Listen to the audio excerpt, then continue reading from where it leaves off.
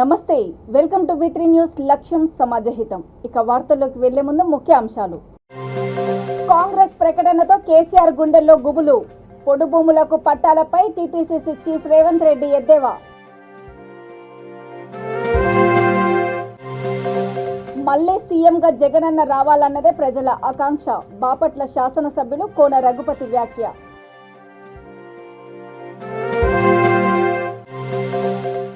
ప్రత్యేక నిధులతో నియోజకవర్గాన్ని అన్ని రంగాల్లో అభివృద్ధి చేస్తా. ఇంటింటికి చందరన్న పాదయాత్రలో ఎమ్మెల్యే కోరుకంటి చందర్. సూర్యాపేట జిల్లాలో కారు లారీ ఎదురెదురుగా ఢీ. ఒకరి మృతి, మరో ముగ్గురికి తీవ్ర గాయాలు.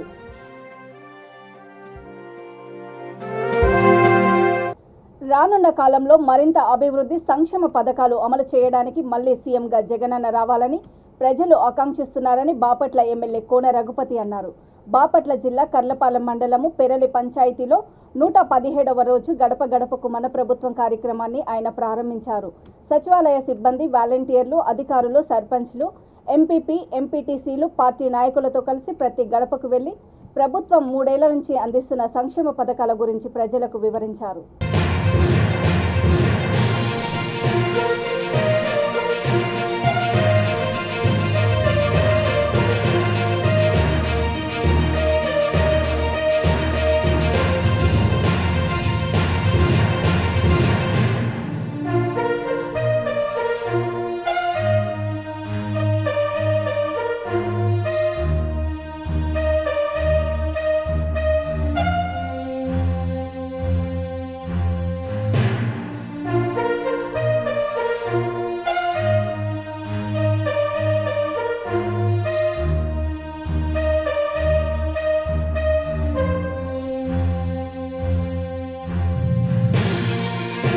గడప గడపకు కేసీఆర్ సంక్షేమ ఫలాలు, ఇంటింటికి చందరన్న పాదయాత్ర అనే కార్యక్రమానికి శ్రీకారం చుట్టామని పెద్దపల్లి జిల్లా రామగుండం ఎమ్మెల్యే కోరుకంటి చందర్ తెలిపారు. రామగుండం కార్పొరేషన్ పరిధిలోని 42వ డివిజన్ కార్పొరేటర్ బాలరాజ్ కుమార్తో కలిసి పాదయాత్రను చేపట్టారు. డివిజన్లో ప్రతి ఇంటికి వెళ్తూ ప్రజలను ఆప్యాయంగా పలకరిస్తూ సమస్యలు అడిగి తెలుసుకున్నారు. ప్రత్యేక నిధులతో నియోజకవర్గాన్ని అన్ని రంగాల్లో అభివృద్ధి చేస్తానని తెలిపారు.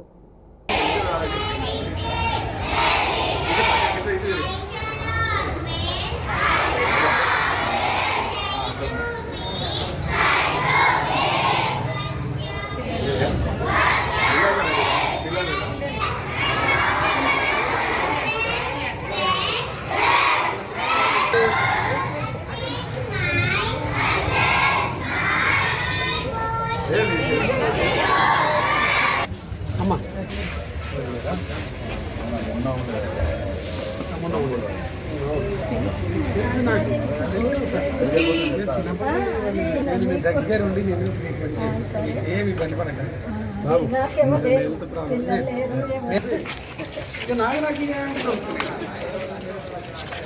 దూరం 42వ డివిజన్లో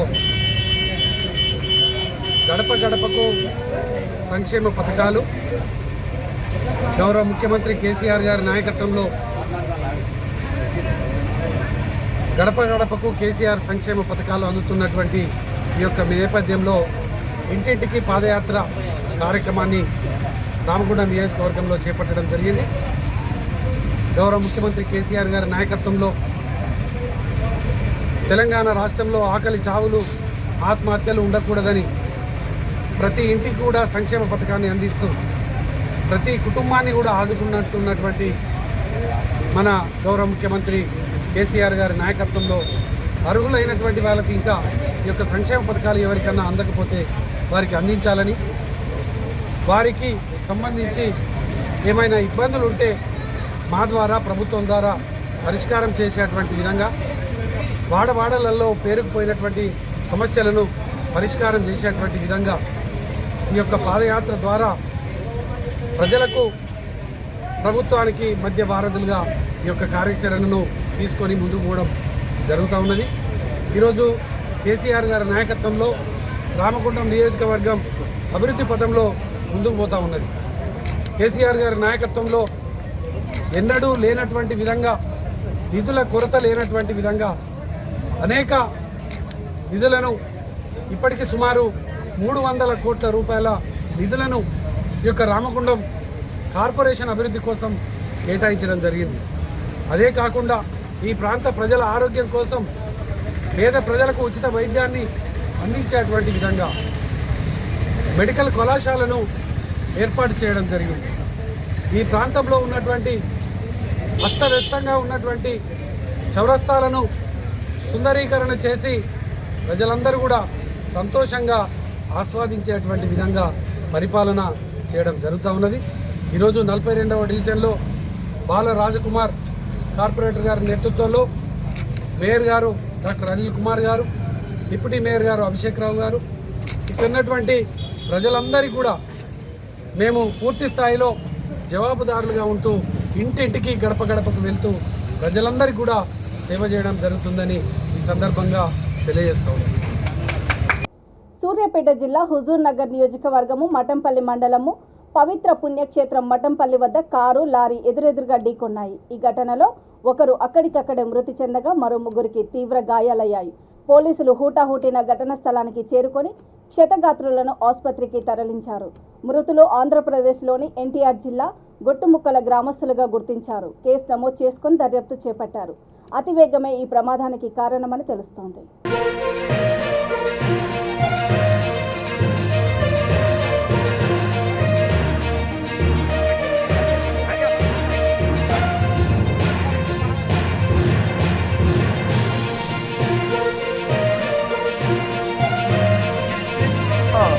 कार वाला जाओ सुविधा के डायरेक्ट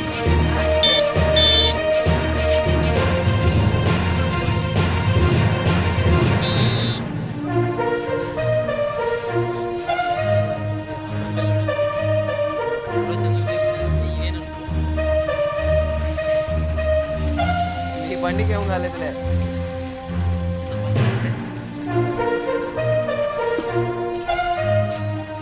బైబుల్ బాగానే ఉన్నాయి.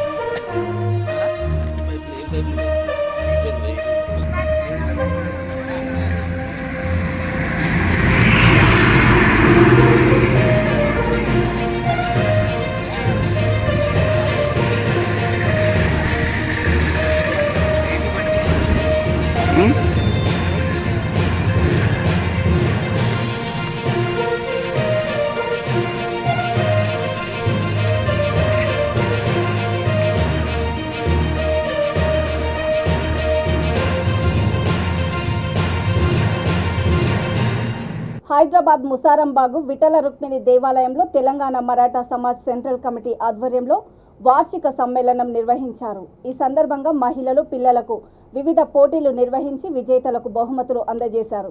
ఈ కార్యక్రమంలో మరాఠా సమాజ్ సెంట్రల్ కమిటీ అధ్యక్షుడు సుందరరావు వాగ్మెరే, ఉపాధ్యక్షుడు రాజేష్ వాగ్మెరే, ప్రధాన కార్యదర్శి నితీష్ రావు, కార్యవర్గ సభ్యులు పాల్గొన్నారు.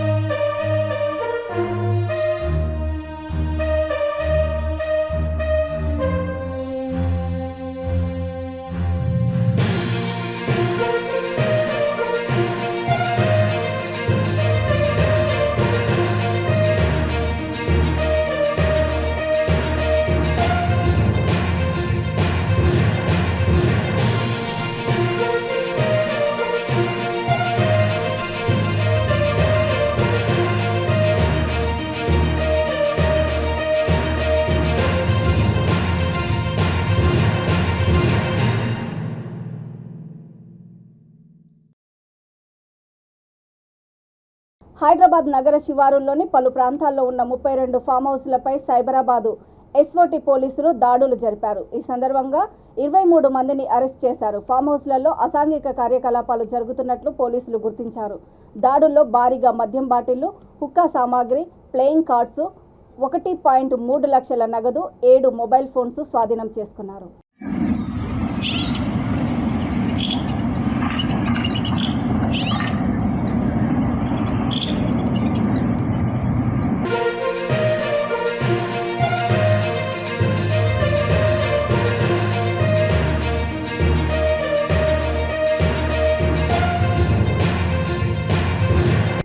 అనకాపల్లి జిల్లా కేంద్రంలో ఎన్టీఆర్ ఆసుపత్రిలో 150 పడకలకు తగిన సౌకర్యాలు లేక రోగులు నానా అవస్థలు పడుతున్నారని జనసేన నియోజకవర్గ నాయకుడు పరుచూరి భాస్కర్రావు విమర్శించారు.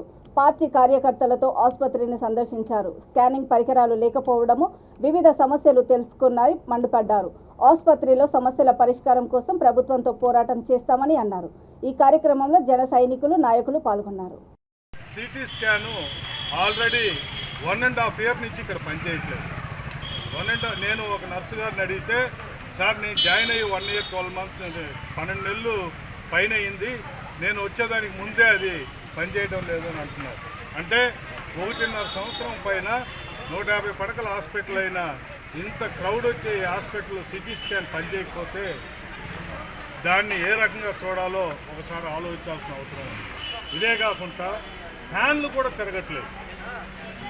స్టాఫ్ కూర్చున్న టేబుల్ కాడ ఫ్యాన్లు పనిచేస్తున్నాయి. గర్భిణీస్ పాపం అంత దూరం నుంచి వచ్చి ఆడ కూర్చో ఉంటే చెమటలు పడిపోతున్నాయి. ఆ ఫ్యాన్ అయిపోయి ఇప్పటికి 1.5 years అయింది.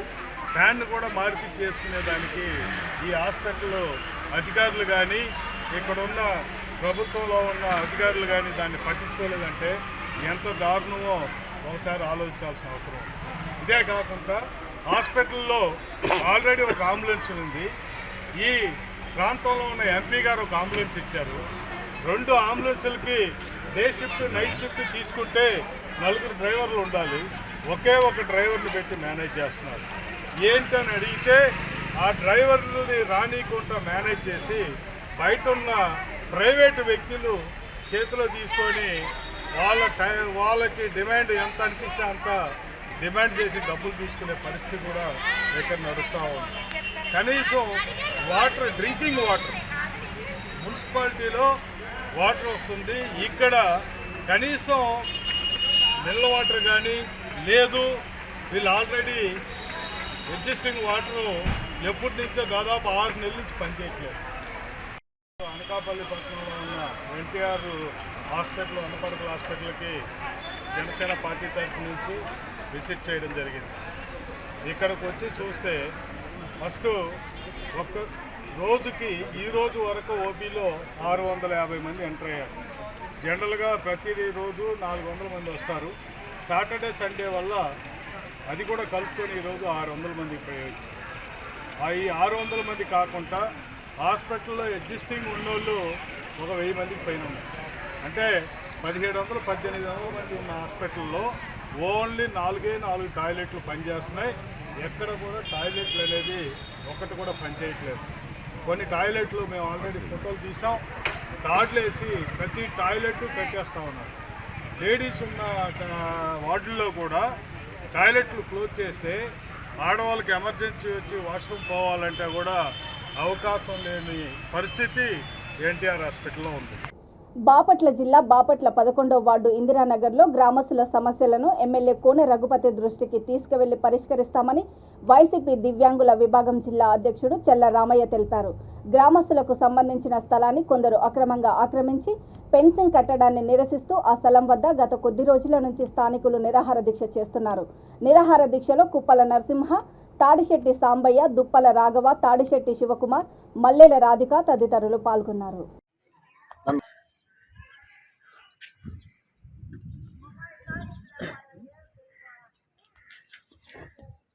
ఈరోజు 11వ వార్డు ఇందిరానగర్లో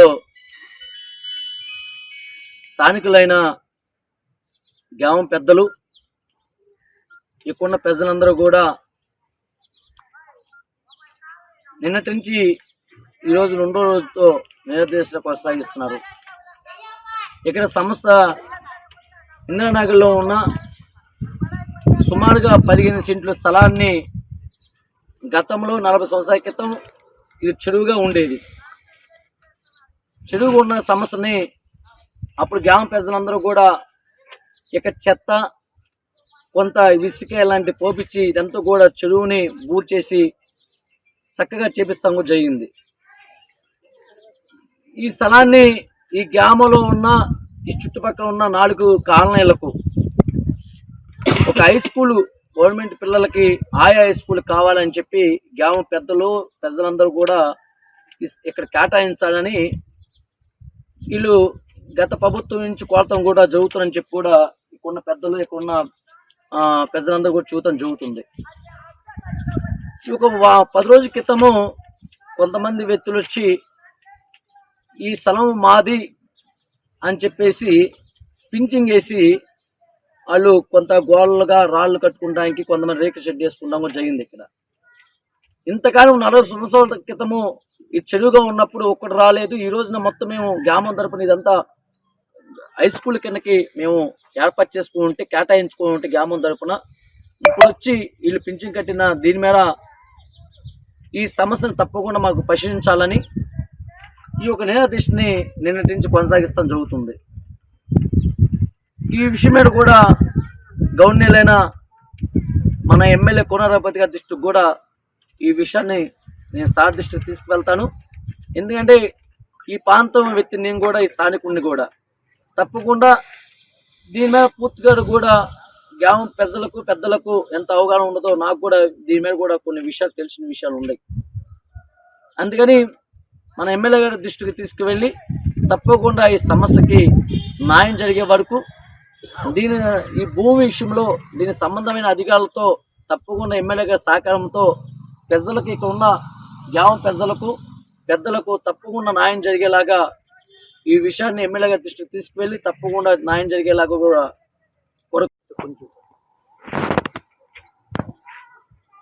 ఇప్పుడే మనం మాట్లాడిన ఈ యొక్క ఇంద్రనగర్ 11వ వార్డులో ఉన్న గ్రామం పెద్దలు చేస్తున్న నిరసన ఏ స్థలం కొరకు చేస్తున్నారో ఆ స్థలం ఇది.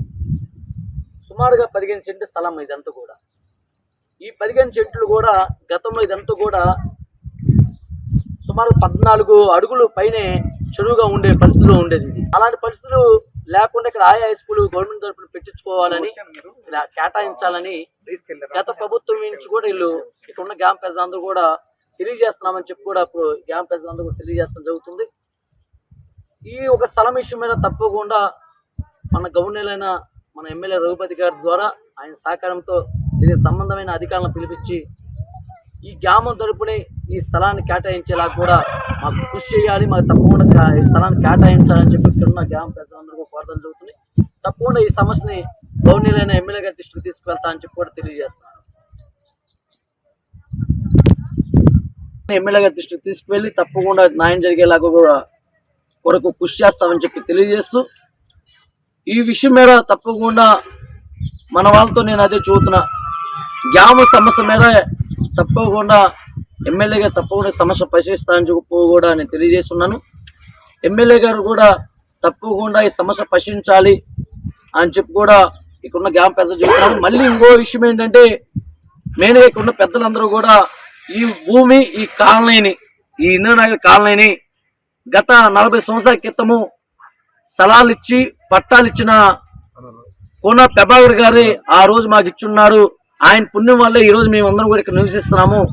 పెద్దపల్లి జిల్లా గోదావరి ఖనిలో భారతీయ మజ్దూర్ సంఘ్ రాష్ట్ర అధ్యక్షుడు యాదగిరి సత్తయ్యతో పాటు పలువురు BMS నాయకులను 1 టౌన్ పోలీసులు అరెస్ట్ చేశారు. కేంద్ర రాష్ట్ర ప్రభుత్వాలు అవలంబిస్తున్న కార్మిక వ్యతిరేక విధానాలను నిరసిస్తూ హైదరాబాద్ ఇందిరా పార్కులో చేపట్టే ధర్నాలో పాల్గొనేందుకు వెళ్తున్న రామగుండం BMS నాయకులను అరెస్ట్ చేసి పోలీస్ స్టేషన్కు తరలించారు.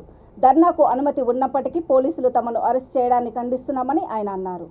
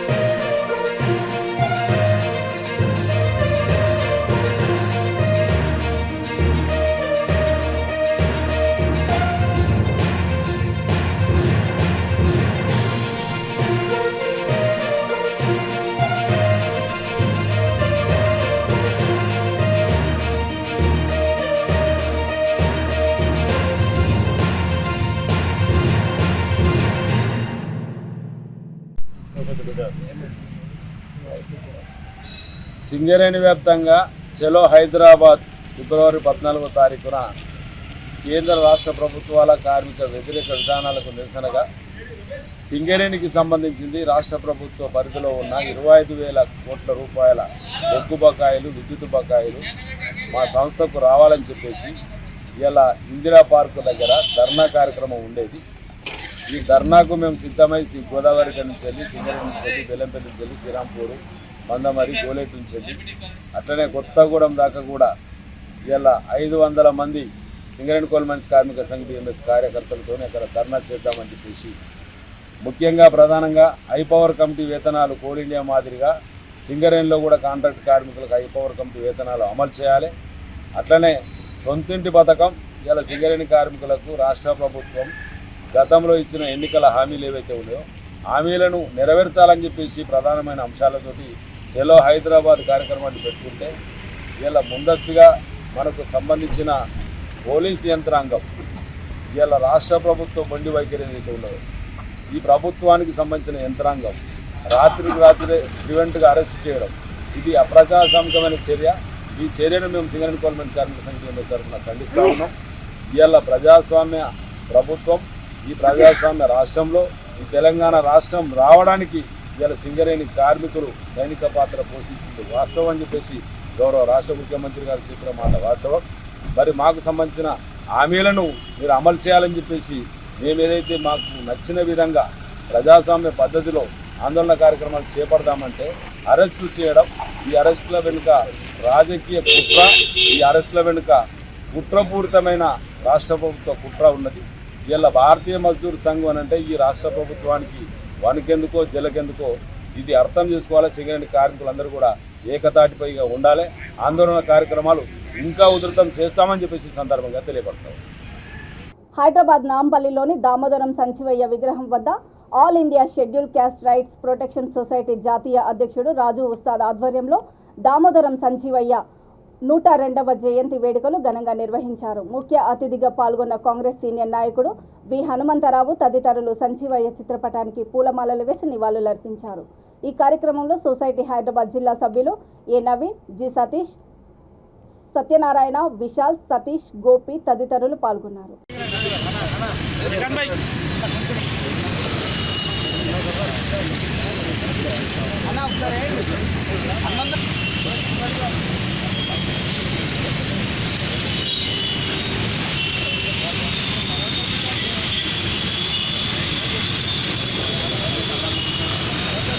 గారి 102 సంజీవయ్య గారు ఆంధ్రప్రదేశ్కు చీఫ్ మినిస్టర్ అయ్యారు. మరియు ప్రతి ఆయన ఏ కమ్యూనిటీ అనుకుంటా ప్రతి జాతుల వారికి కూడా డాక్టర్ బిఆర్ అంబేద్కర్ గారు ఇచ్చిన రాజ్యాంగ చట్ట ప్రకారంగా ఆయన సర్వీసు చాలా బాగా నిర్వహిస్తూ ఈ ప్రపంచంలో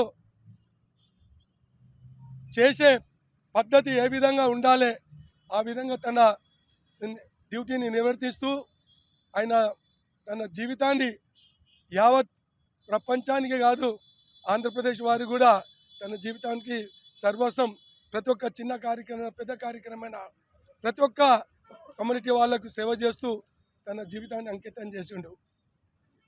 దామోదర్ సంజీవ గారికి అమర కులాల హక్కుల పరిరక్షణ సంఘం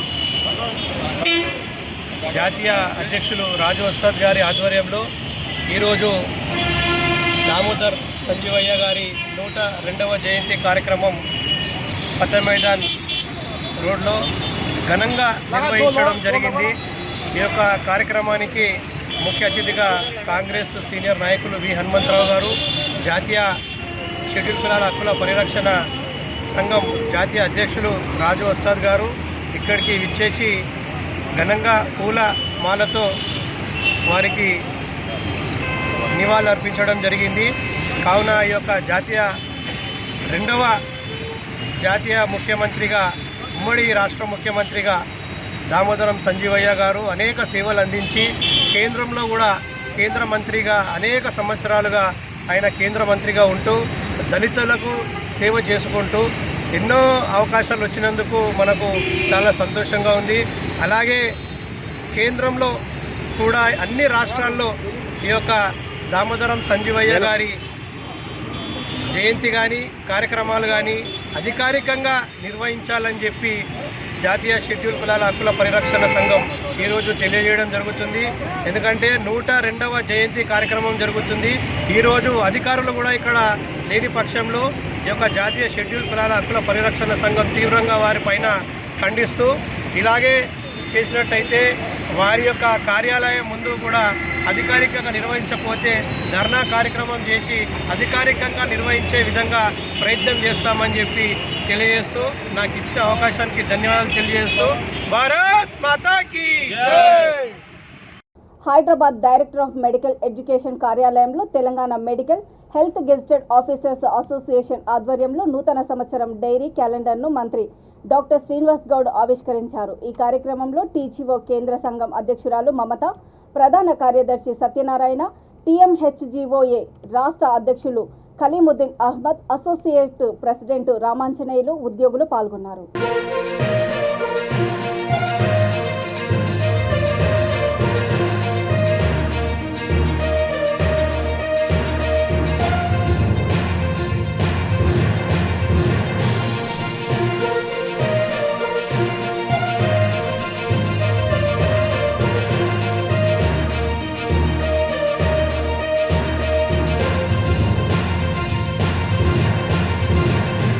వార్తలు ముగించే ముందు ముఖ్యాంశాలు మరోసారి. కాంగ్రెస్ ప్రకటనతో కేసీఆర్ గుండెల్లో గుబులు. పొడు భూములకు పట్టాలపై టీపీసీసీ చీఫ్ రేవంత్ రెడ్డి ఎద్దేవా. మళ్లీ సీఎంగా జగనన్న రావాలన్నదే ప్రజల ఆకాంక్ష. బాపట్ల శాసనసభ్యులు కోన రఘుపతి వ్యాఖ్య.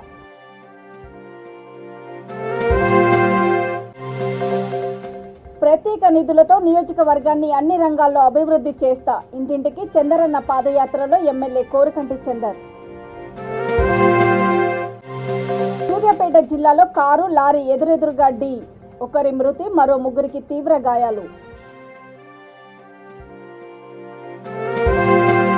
చూస్తూనే ఉండండి V3 న్యూస్. లక్ష్యం సమాజహితం. నమస్తే.